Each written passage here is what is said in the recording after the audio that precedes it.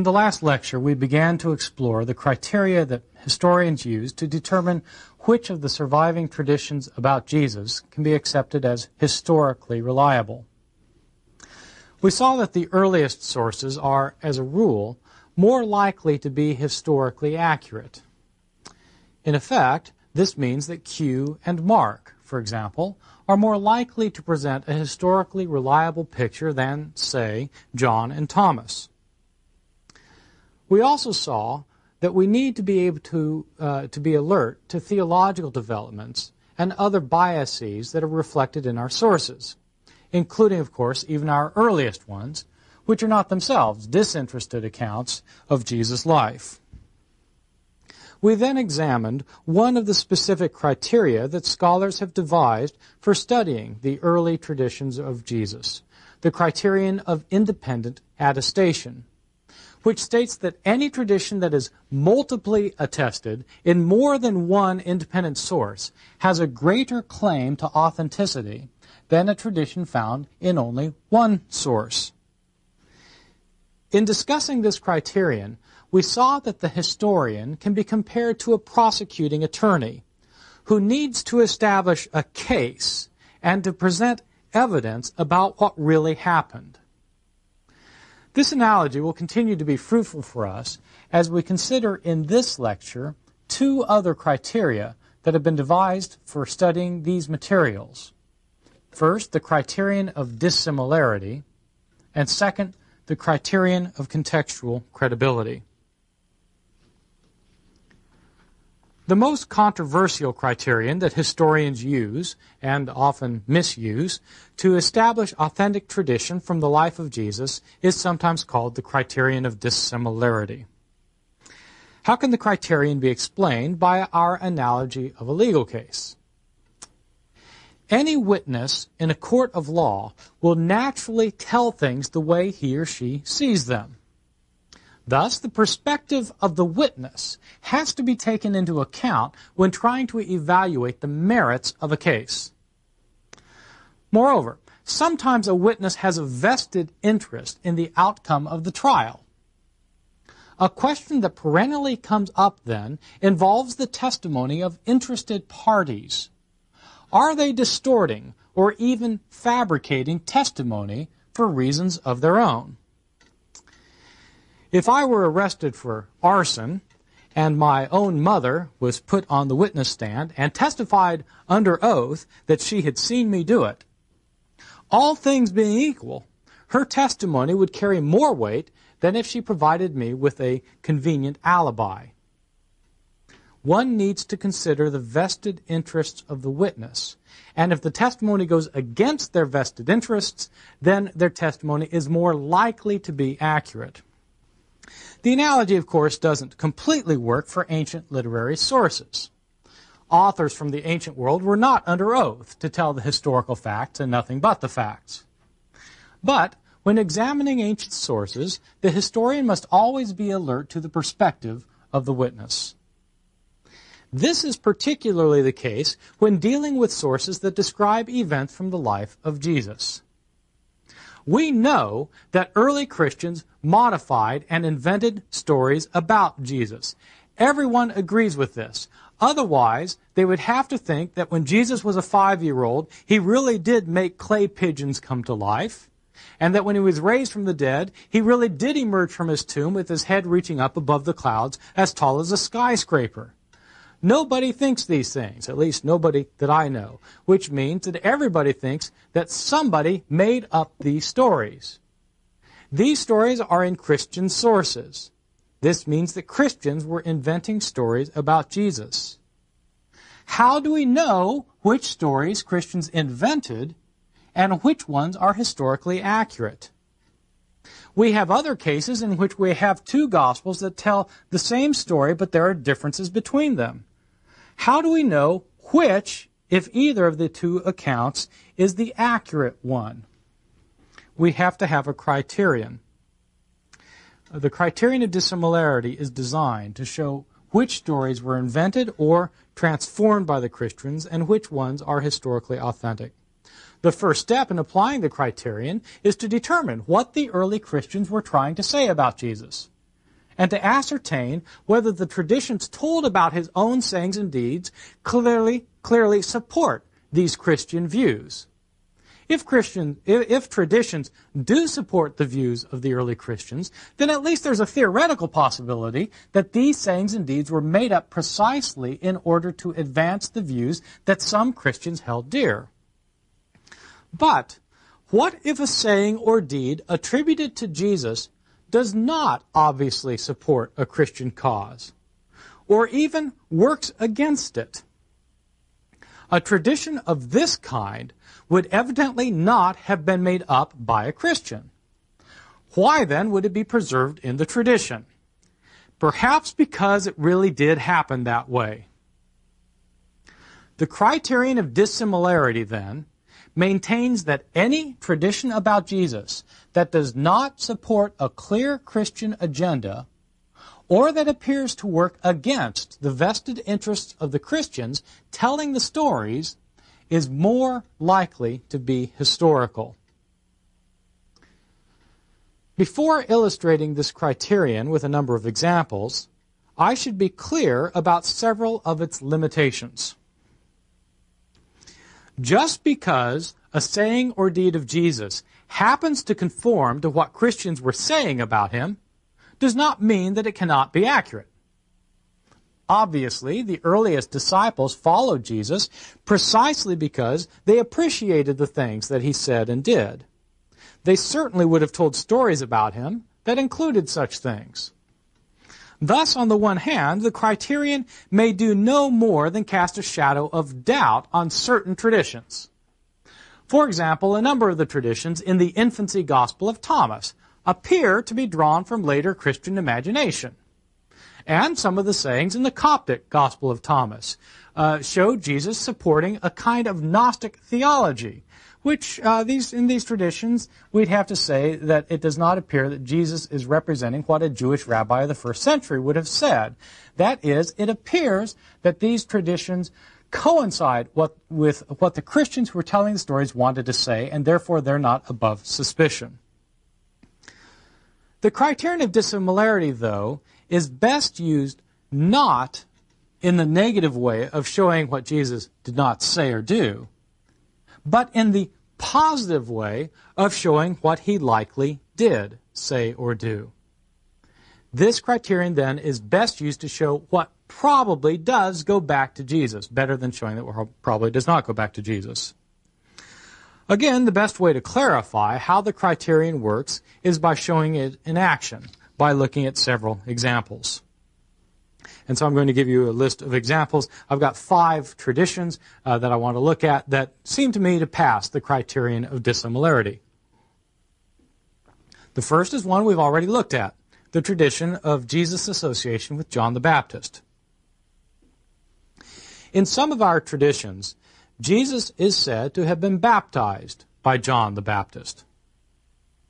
Scholars have long recognized that this is not the kind of tradition that a believer in Jesus would probably have made up, since it was widely assumed in early Christianity that a person who was baptized was spiritually inferior to the one who's doing the baptism.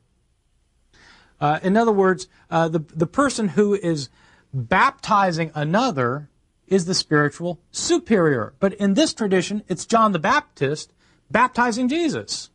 What Christian would make up the tradition that Jesus was spiritually inferior to John the Baptist? Well, probably none. That means it probably goes back to Jesus' life itself. Evidence for this, in fact, is preserved in one of our Gospels, the Gospel of Matthew, in which there is evidence of the Christian's embarrassment over this baptism tradition. In a tradition found only in Matthew, there's a little discussion that goes on between Jesus and John prior to the baptism. Jesus shows up to be baptized, and John, this is Matthew chapter 3, verses 14 and 15, John wants to prevent him, saying that I need to be baptized by you, but do you come to me? Jesus answered him, let it be so now, for it's proper for us in this way to fulfill all righteousness. Then he consented. This tradition of John's reluctance to baptize Jesus is found only in Matthew. It's not multiply attested. It does not pass the criterion of dissimilarity because it shows precisely the point of view that the Christians would have had. Namely, why would John baptize Jesus? Shouldn't it be the other way around?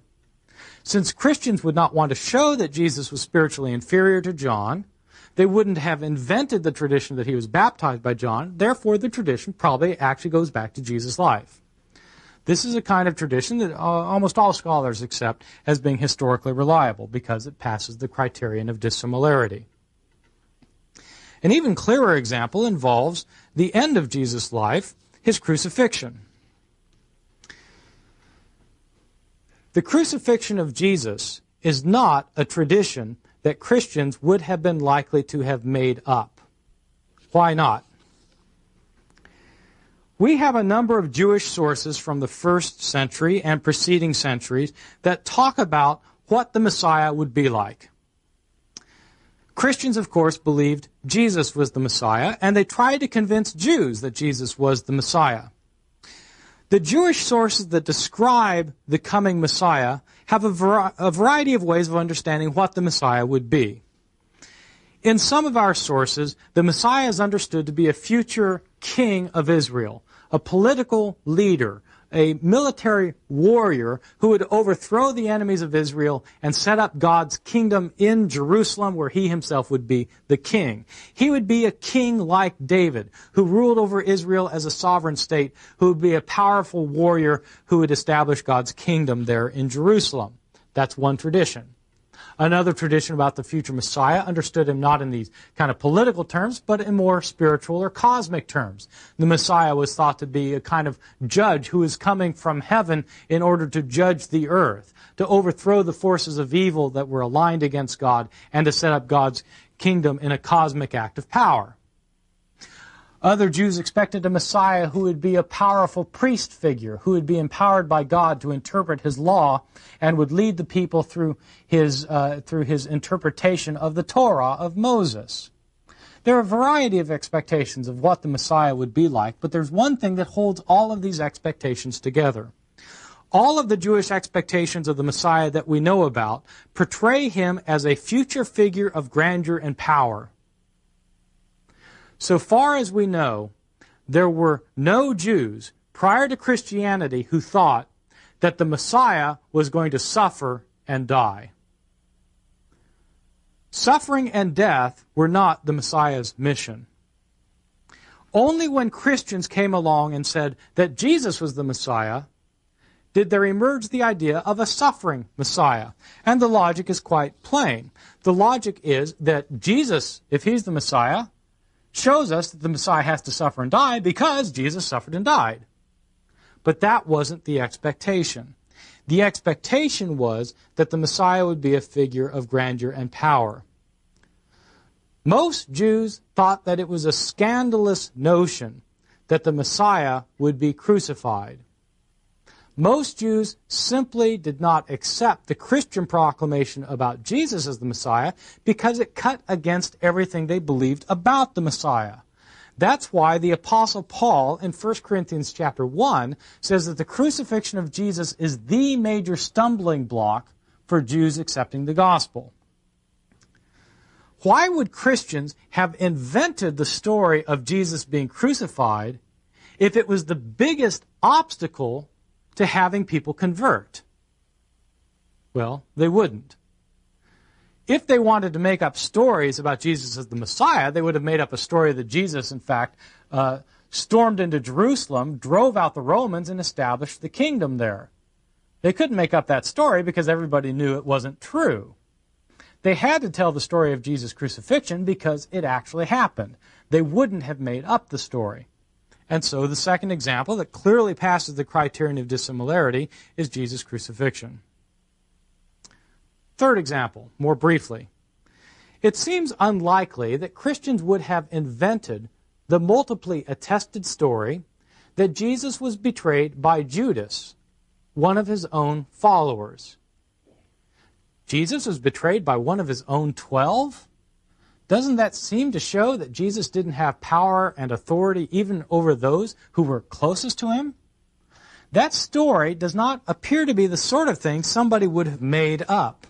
because it might suggest that Jesus was somewhat lacking in authority and power. Where then did the story come from?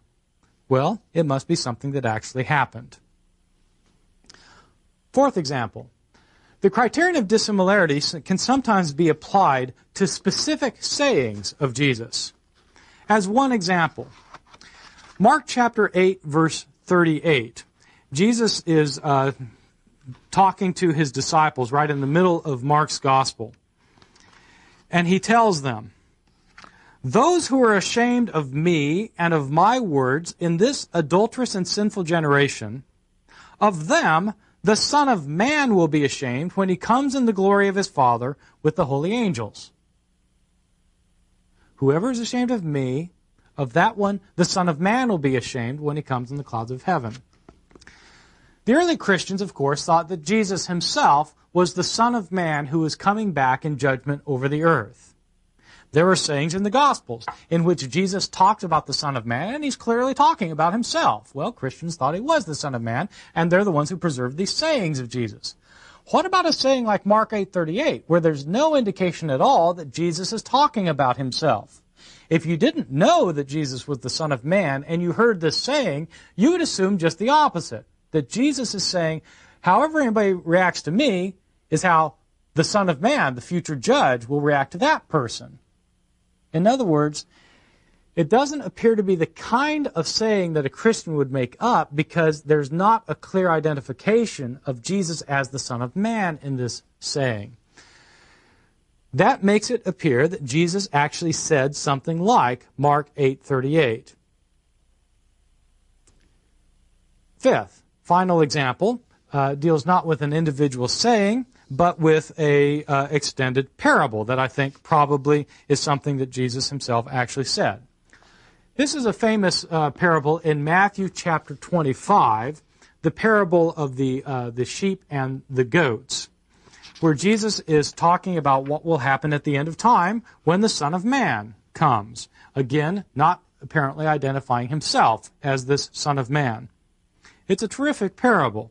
Jesus says, when the Son of Man comes in his glory, all the angels with him, then he will sit on the throne of his glory.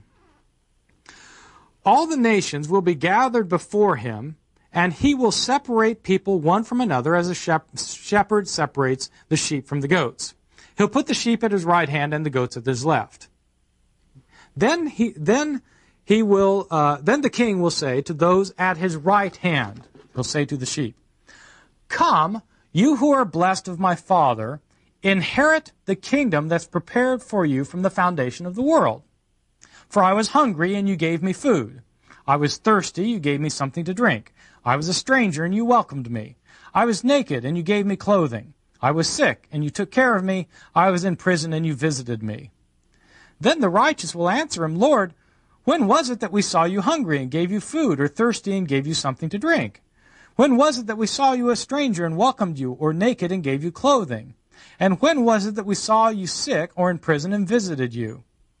And the king will answer them, "Truly I tell you, just as you did it to one of the least of these who are members of my family, you did it to me."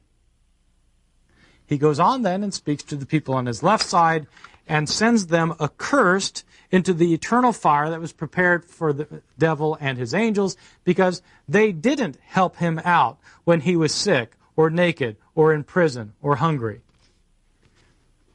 What is striking about this story is that it indicates that the way a person has salvation is by doing good things for people in need. Well, that's perfectly fine. What is most interesting, though, is that the people who tend to those who are in need are actually tending to the needs of Jesus.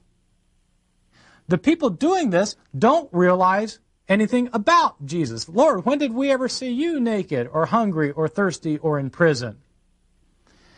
Would a Christian have made up a story that indicates that it's by doing good deeds that a person has eternal life? Well, in fact, the early Christians we know about thought that the way a person has eternal life is by believing in the death of Jesus and in his resurrection. The early Christians were quite adamant that salvation came not on the basis of good deeds, but on the basis of faith in Jesus' death and resurrection. These people who are described as having eternal life, though, don't have any faith at all in Jesus' death and resurrection. They don't even know who Jesus is. Would a Christian have made up that story? Well, it seems unlikely. Conclusion, this is a story that probably goes back to the historical Jesus. There are other sayings and deeds of Jesus which obviously do not pass the criterion of dissimilarity. As I've indicated, this in itself doesn't mean that these sayings and deeds don't go back all the way to Jesus. It just means that we can't use the criterion to show that they did. And anyone who wants to argue that a tradition is historical, of course, has to bear the burden of proof. And so if you want to argue that something goes back to Jesus, you have to demonstrate it. Let me give you a couple of examples of traditions that don't pass the criterion. 3 times in Mark's gospel, Jesus predicts that he must go to Jerusalem, be rejected, and then be executed and raised from the dead. Well, does this pass the criterion of dissimilarity? No, that's exactly what the Christians were saying about Jesus, that he knew full well ahead of time what was going to happen to him. He was going to be rejected, he's going to be crucified, then he's going to be raised from the dead. It's possible that since this is exactly what the Christians were saying about Jesus, that they put these words on his lips. It's possible. Or in the Gospel of John, Jesus claims to be equal with God. At one point in John's Gospel, he says, I and the Father are one. We don't find this tradition in the other Gospels, and it certainly does not pass the criterion of dissimilarity, because this claim of Jesus coincides perfectly well with what Christians were saying about him near the end of the first century when John's Gospel was written. These kinds of traditions may strike us as suspect in view of the criterion of dissimilarity. But in any event, we cannot use this criterion to show that they go back to Jesus because they coincide with what the Christians were saying about him. In sum, historians have to evaluate all of the traditions about Jesus so as to determine whether they coincide with the beliefs and practices of the early Christians who were proclaiming them, so as to make some kind of judgment concerning their historical reliability. One of the problems inherent in this criterion, as you may have guessed, is that we don't know very much about what the early Christians believed and practiced in terms of kind of their overall beliefs and practices. We know a lot about parts of it, but we don't have a total picture at all. That means it's somewhat hard to apply a criterion which presupposes that we do know a lot about what Christians believed and practiced. We know some things, but not everything we'd like. Moreover, what we do know indicates that Christians believed and practiced a whole range of things. There was a lot of variety in early Christianity. For these reasons, it's easier to make a judgment concerning a particular tradition when it passes both of the criteria we've discussed, independent attestation and dissimilarity. And the judgment can be made yet more easily when a tradition passes the third criterion as well, the criterion of contextual credibility. The criterion of contextual credibility is rooted in the necessity we have of understanding Jesus' own context for determining which traditions can be reliably attributed to him. The logic of the principle, again, can be explained in terms of a judicial proceeding. In a court of law, the testimony of a witness will not hold up under cross-examination if it does not coincide with the facts of the case. The same applies to historical documents. If you were to discover an ancient document that has a date written on it, and the date is written on it as 250 BC, well, you'd know that there was a problem. For ancient documents, reliable traditions must conform to the historical and social context to which they relate. For the traditions of the Gospels, this means that the sayings, deeds, and experiences of Jesus have to be plausibly situated in the historical context of first-century Palestine in order for them to be trusted. Any saying or deed that does not make sense in this context is automatically suspect. Since this principle should be fairly obvious, I'll illustrate it simply by giving a couple of examples. There are traditions that we've talked about already that clearly do not pass the contextual, the criterion of contextual credibility. For example, in the Coptic Gospel of Thomas, we saw this saying where Jesus said that you will see the Son of Man when you take off all your clothes as children and throw them on the ground and trample on them. The saying makes perfect sense in the context of the 2nd century, when the Gnostic myth was floating around that can elucidate what the saying might mean. It's much harder to know what that saying might mean on the lips of a 1st century rabbi in Palestine. Second example, we've seen a tradition in the Gospel of Peter that it was the Jewish King Herod who had Jesus executed rather than the Roman governor Pilate. Well, this doesn't conform with what we know otherwise about how the Romans administered their provinces, including the province of Judea, during the days of Jesus. And therefore, this tradition that it's the Jewish king, Herod, who has Jesus crucified, doesn't pass the criterion. Or another example. This one is one that we haven't looked at before. One of the best-known conversations of Jesus in the New Testament is in John chapter 3. John is talking with the rabbi Nicodemus, and he tells Nicodemus, Nicodemus comes up to him and he says, we know that you're a teacher of God because of the many signs you do. And Jesus says, truly I tell you, no one will see the kingdom of heaven unless he is born anew, or again, or from above. I say or because there's a Greek word involved that's ambiguous in meaning. Jesus says, in the Greek text, it says, a person won't see the kingdom of heaven unless they are born anothen. Is the word, anothen. Now, Nicodemus himself doesn't understand what Jesus means. He says, well, how can I be born a second time? I can't crawl back into my mother's womb to be born. And Jesus says, truly I tell you, unless a person is born of water and spirit, they cannot see the kingdom of heaven. And then the conversation proceeds. The way this whole entire dialogue goes in John's Gospel, John chapter 3, is that Nicodemus misunderstands an ambiguous term that Jesus uses, anothen, and then Jesus explains the way he really meant it.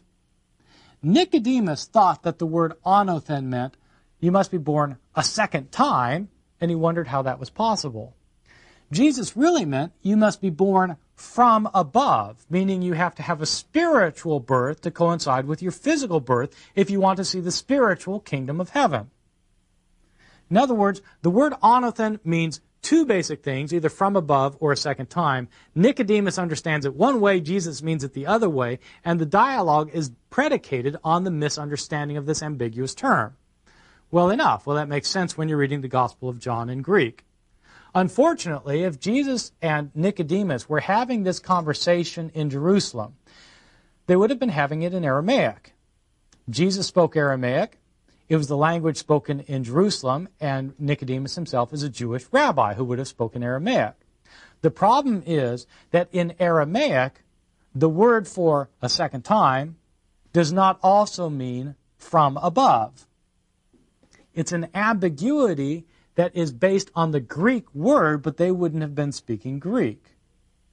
What does that mean? Well, it means that if this conversation took place, then it did not take place as it's described in the Gospel of John, which presupposes that it happened in Greek. Unlike the other two criteria we've looked at, the criterion of contextual credibility serves a strictly negative function. The two criteria of independent attestation and dissimilarity are used to argue for a tradition, on the grounds that it's attested by two or more independent sources, or that it was a story that Christians would not have invented. The criterion of contextual credibility, though, is used to argue against a tradition, on the grounds that it does not conform to what we know about from the historical and social context of Jesus' life. In conclusion, given the nature of our sources, we need to apply a set of rigorous criteria in order to determine what actually happened in Jesus' life. We know that Christians were modifying and inventing stories about Jesus, and that our written sources preserve both historically reliable information and theologically motivated accounts. For these reasons, traditions that we can most rely on as historically accurate are those that are independently attested in a number of sources, that do not appear to have been created to fulfill a need in the early Christian community, and that make sense in a first-century Palestinian context. Finally, I should emphasize that with respect to the historical Jesus, or indeed with respect to any historical person, the historian can do no more than establish historical probabilities. In no case can we reconstruct the past with absolute certitude. All that we can do is take the evidence that happens to survive and determine to the best of our abilities what probably happened. In the next lecture, I'll further illustrate how we can establish probabilities with respect to Jesus' life by applying these various criteria we've discussed to the traditions about his birth and his early life.